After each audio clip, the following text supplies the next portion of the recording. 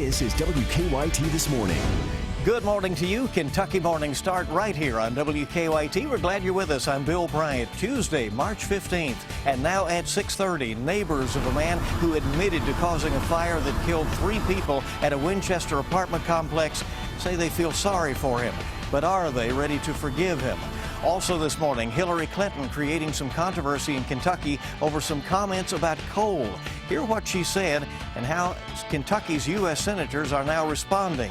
And find out why the UK women's team has a big advantage going into the NCAA Tournament. Walking out in the 50s this morning. It's a pretty good start. It's basically what we did yesterday morning, and also staying dry. The rain's long gone, 72 degrees. Really nice day in store. Later on tonight, we get a front rolling through. What does that mean for our temperatures? I'll have that coming up in a few minutes. And leading our news this half hour today, a judge could decide what is next for a women's clinic in Lexington that has been sued by Governor Matt Bevin's administration. That lawsuit alleges the clinic has been performing abortions illegally. WKYT's Mark Barber is live now in Lexington to explain what is at stake in the case today. Mark, good morning. Good morning, Bill. The hearing will start at 9 this morning here at the Circuit Courthouse, and the governor is hoping that the judge will rule in favor of this state and order this clinic to stop performing abortions. Now, the staff at the EMW Womens Clinic, they have already temporarily stopped performing those abortions while they wait to hear what the judge will say today. Governor Matt Bevin's administration filed a lawsuit against the clinic a couple weeks ago, claiming that the facility performed unlicensed abortions. State inspectors visited the facility off Nicholasville Road last month after they received an anonymous complaint. Their inspectors say they found that the clinic was unsanitary, had expired medications in the operating room, and did not have the required transfer agreement with an ambulance service. According to the Cabinet for Health and Family Services, that agreement is critical because if there are complications during an abortion, the woman has to be rushed to the hospital. EMW employees are not discussing the lawsuit, but critics say this is not the first abortion clinic that Bevin has targeted. The ACLU says they are concerned about an increasingly hostile climate toward accessing abortion in Kentucky. Supporters, however, tell WKYT that they think the governor is just trying to protect women's health and make sure clinics are not operating without regulatory oversight. Ultimately, this case is in the judge's hands. And again, that hearing will start at 9 this morning, so it begins in just 2.5 hours. Live in Lexington, Mark Barber, WKYT. All right, Mark, thank you. We'll be following up, of course. And the man accused of starting a deadly fire says he will never forgive himself. But some of his neighbors say it is hard to show him any sympathy. Jackie Heisel is charged with 3 counts of second-degree manslaughter following Friday's fire at an apartment complex that killed 3 people, including his own son. In a WKYT exclusive, Heisel apologized from jail, where he also said he should not be charged with manslaughter. One of his neighbors, who escaped with her life, says she feels bad for Heisel and says she is not ready to forgive him. I believe he's sorry. I believe, a lot of it was maybe alcohol related. There's a lot of things that happened. My children had to sit and watch everything that they own go up in flames. Heisel has pleaded not guilty. He will be back in court on the charges next month. New on WKYT this morning, for the second morning in a row, Lexington police are investigating an overnight shooting. Police say a man was shot in the leg while in a car in the Park Hills Shopping Center. Yesterday, we told you about a shooting off Georgetown Street. In both cases, police say the victims are not cooperating with their investigation. New this morning, a traffic stop in Boyle County led to the discovery of a pound of synthetic marijuana in Garrett County. The Boyle County Sheriff's Office charged James Paget, Caitlin Hicks, and Peggy Buford with trafficking drugs last night in Danville. That traffic stop led police to a home in Garrett County where police found the fake weed. Winchester police have released some surveillance pictures of a man wanted in connection to a bank fraud case. They say the case involves an ATM, but they have not provided any more details. They say a similar crime happened in a nearby city, so the suspect may not be from Winchester. Democratic presidential candidate Hillary Clinton is creating some controversy here in Kentucky. This morning, the Commonwealth's 2 Republican senators are responding to her comments about coal. WKYT's Mike Byer is at our live desk to explain. Mike? During Sunday night's CNN Democratic Town Hall in Columbus, Ohio, Hillary Clinton said she wants to replace coal jobs with clean energy jobs. But at the same time, Clinton said she doesn't want to leave coal miners behind. Clinton followed that up by releasing a statement on Monday saying she plans to create a Coal Communities Challenge Fund to protect coal workers' benefits and pensions while transitioning coal country to clean energy industries. According to the Associated Press, Clinton was touting a plan she released last year that would set aside $30 billion to protect the health benefits for coal miners and their families. Now, some of the state's leaders weren't too pleased with Clinton's comments. Senator Rand Paul tweeted this out, saying, "That's why Democrats in Kentucky running for federal and state office should be soundly defeated. They don't represent us." Meanwhile, Senator Mitch McConnell tweeted this in regards to Clinton's comments. Kentucky's miners know that coal keeps the lights on and puts food on the table. These are not statistics. These are hardworking families. Now, both senators sent these tweets out after hearing Clinton speak during Sunday night's town hall in Ohio. Take a listen. I'm the only candidate which has a policy about how to bring economic opportunity using clean, renewable energy as the key into coal country, because we're going to put a lot of coal miners and coal companies out of business. Right, Tim? And we're going to make it clear that we don't want to forget those people. Now, the top 3 coal-producing states of Kentucky, Wyoming, and West Virginia all saw production declines of between 5% and 20% in 2015. At the live desk, Mike Byer, WKYT. Mike, thank you very much. Our time this morning is 6:37 on WKYT. And a new group is expressing some concern about a bill that would allow Kentucky public schools to teach classes about the Bible. The bill received unanimous approval from the Senate Education Committee last week. Supporters say the classes would not be required, but the Anti-Defamation League says it has a, quote, deep concern that the bill would result in the unconstitutional teaching of religious doctrine in public schools. The organization says the bill needs safeguards to make sure that doesn't happen. A bill that would allow early voting without any kind of excuse has passed the Kentucky House. The early voting period would include 2 Saturdays. Kentucky Secretary of State Allison Lundergan Grimes is pushing for the bill, but opponents say early voting could be difficult for county clerk offices with small office staffs. The bill now moves on to the state Senate. The final plans for the next phase of the Legacy Trail in Lexington are almost ready, but the city now needs your input. There will be an open house from 4 until 7:30 today at the Lyric Theater on East 3rd Street. Trail planners and city officials will be there to answer any questions. The city is trying to decide the route that the trail should take from its starting point, the Isaac Murphy Memorial Art Garden at 3rd and Midland, all the way up to the Kentucky Horse Park. Well, the UK women's basketball team has a big reason to celebrate this morning. The Cats now know who and where they'll be playing in the NCAA Tournament. As Brian Milam is telling us this morning, it's home sweet home for UK. Good morning, everybody. The UK women's team could make a Final Four appearance by winning 2 games in Memorial Coliseum and 2 games in Rupp Arena last night.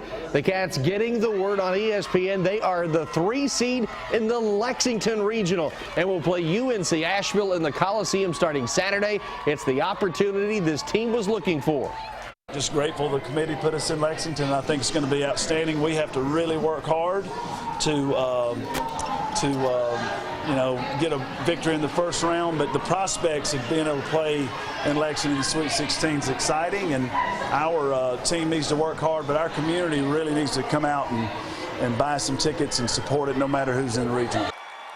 Well, Notre Dame is the #1 seed in the Lexington region, followed by Maryland at #2. The game will be 4 o'clock Saturday and televised by ESPN2. How about that? Back to you.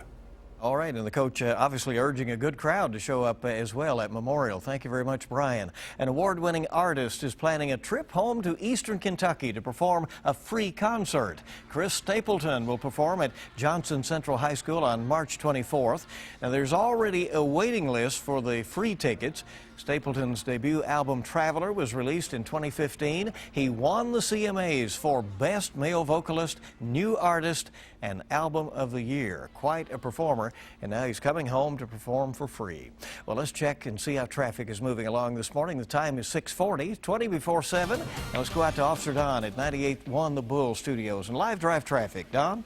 Hey, good morning. Be careful on the ramp. It's the ramp actually from Versailles Road onto the inner loop of the circle this morning. And some debris in the roadway there. It's sort of a tight fit trying to get through anyway, so extra care there. Let's get a look outside. We'll show you traffic flow at the moment. No major issues. Watching things coming in from Nicholasville across the Fayette-Jessamine County line looking good. Even from Woodford County, Versailles Road's in decent shape. Drive times this morning, no major problems coming in from Nicholasville. It's just a normal ride. Also on the north side of town coming in from Paris, we're good to go too. Looking at about 18 minutes on Paris Pike, 30 minutes on 64 from Winchester, and from Richmond about 31. Now back to you. All right, Don, thank you very much, and beware the Ides of March. Okay, you can get the latest traffic and weather information anytime with the WKYT Weather Plus Traffic app. Download that for free in the app or Google Play stores. Hey, it's great to have you along on WKYT this morning. A lot more on the way. President Obama had serious business to attend to in the Rose Garden yesterday afternoon. The Commander-in-Chief became Commander of Beats. That story ahead. Got the 50s this morning, 70s by this afternoon. We'll start to see those temperatures drop every single day after today. 30s and 40s for the weekend. Could we be seeing some snow? I'll have that coming up next. Now, your hour-by-hour forecast with meteorologist Micah Harris. It's not a bad look out there this morning as we've pushed the rain on out, and now the warm front is going to be extended northbound. That means here comes some warmer air. Yeah, we'll see toward the afternoon. Just a mixture of sun and clouds, and also those temperatures go from the 50s this morning, a couple of 40s far south and southwestern areas, down toward Lake Cumberland, holding on to the 40s. Could be a little patchy fog here and there, but other than that, I think it's just a really nice morning. 55 now in Richmond and Madison County. That goes for Gary County too. So check this out. Did you know this, okay? Date back to last year. For the first 2 weeks of March last year, we didn't hit 70 degrees. We didn't top out not one time. And really the whole month of March, only three times the whole month of March of last year did we actually hit 70 plus degrees. We've already hit, through the first 2 weeks, we've already hit that 4 times. So we have surpassed the whole month last year. Just shows you that we're a step ahead. There's no doubt about it. Today we're going to hit 70 plus degrees again. So that's 5 days of 70 plus degrees here in March in the first 15 days. You got to love that. 72 degrees by this afternoon. We get into the afternoon and there's still no rain. And it does look like we'll have that mixture of sun and clouds. But I want to show you this. You're not seeing any rain on this graphic. That's because at 11 p.m. we're not expecting rain. That's because at 8 a.m. not expecting rain. But in between that, if you're one of those third shifters, just know anywhere from midnight to about 6 or 7 a.m. is when we can see a line of showers roll on through. So it's really when most of us are asleep that passes on through, and your day tomorrow looks pretty good. We'll stay with a mixture of sun and clouds in the sky. And also, look at those temperatures drop, right? About 10 degrees drop. And that's going to be the case every single day as we get closer toward the weekend. 63 degrees tomorrow afternoon showing up there in Lexington. Mid-60s down south. Then we get overnight into Thursday morning, and we're talking about the 40s, so some cooler air continues to filter on in. Watch this as we get toward Thursday afternoon. Now it's talking about some cool air. Now, it's all relative, obviously. If we were in the 50s and 40s the past several days, this would actually be really nice. But since we've been in the 60s and 70s, this will actually be a pretty cool day along with some showers and some cloudy conditions. So it just continues to drop. And it goes even colder than that. I mean, much colder. Watch this on your 7-day forecast. 72 today. We'll be in the 60s for tomorrow. Mainly dry the next few days. I think we could see a stray shower chance there on Thursday. But for the most part, we stay dry through the rest of the work week. And you can see on Friday, 50 degrees. Then 40s there for Saturday. Then 30s on Sunday. So it gets colder and colder as we move along. And it does look like we could see the possibility the first day of spring is going to be on Sunday, March 20th. And we could possibly see some winter, of course, right? Well, of course. That's the way it works out. Well, let's see, what, the past 2 to 3 weeks we've been in the 60s and 70s for winter. And now we hit the first day of spring. Bring back the winter. But it's short-lived. You know, it felt like we were ahead of the game here early in March, and now you have the numbers that back that up. Yeah, absolutely. It was pretty cool to actually look back on those and see that we are ahead of the game. And it's been nice. Cool but warm. Yeah, we'll take it. Yeah. 6:47 is the time this morning. And the stars of Hamilton, a Broadway play about the Founding Fathers, dropped by the White House. Performers did a workshop with students and sang for the President and First Lady. The show's star, Lin-Manuel Miranda, spit some freestyle rhymes with the president in the Rose Garden. Opportunity knocks and I can't stop. I'm here with the president and my pops, and yo, the mic drops. How good is that? Looks like the president didn't know what to do there. He didn't rap, but held up some words for Miranda to include in his freestyle, because when the president tells you to drop the beat, I guess that's what you do, right? 6:48 now on WKYT this morning, 12 before 7, and good to have you along. Some of our top stories are coming up next, and we have more on WKYT this morning. Coming up, a pivotal must-win primary day for a couple of GOP candidates. We'll talk to John Kasich from his home state of Ohio. Plus, spring break partiers, why some communities are struggling to control the chaos. More real news coming up on CBS This Morning, next.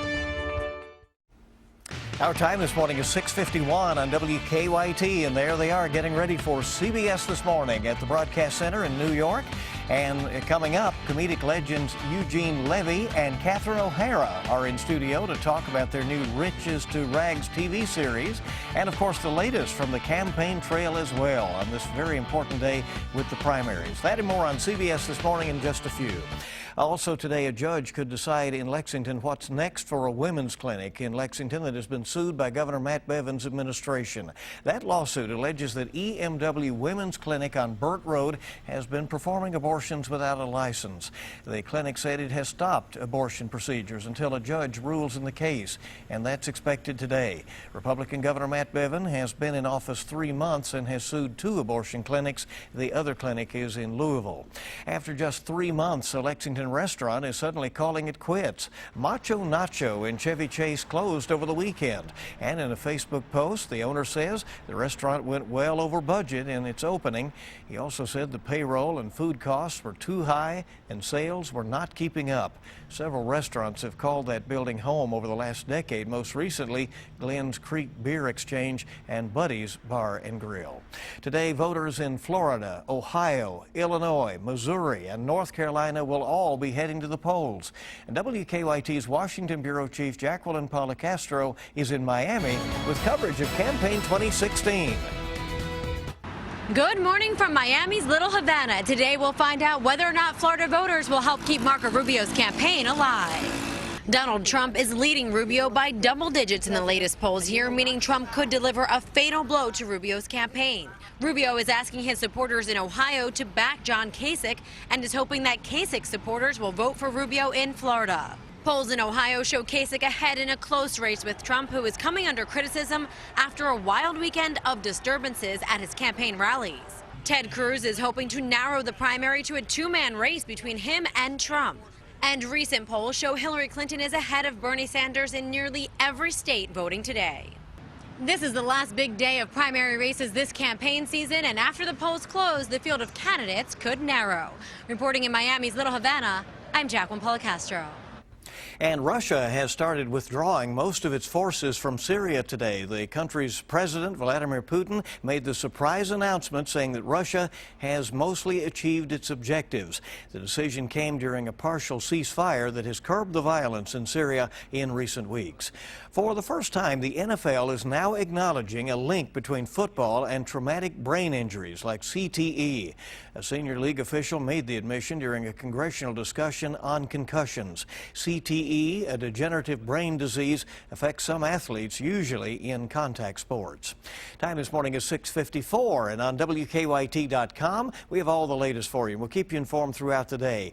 We will have a lot about how this battle over how to spend more than $20 billion collected from Kentucky taxpayers will get rolling today. House Democrats are expected to present a budget that removes cuts to higher education that Governor Bevin is calling for. But House Republicans have a competing proposal. We'll stay on top of those developments in Frankfurt. Also trending, the video of 2 kayakers going over Cumberland Falls. Now, they've been cited for trespassing, but they talked to us about what led them to ride over the Niagara of the South.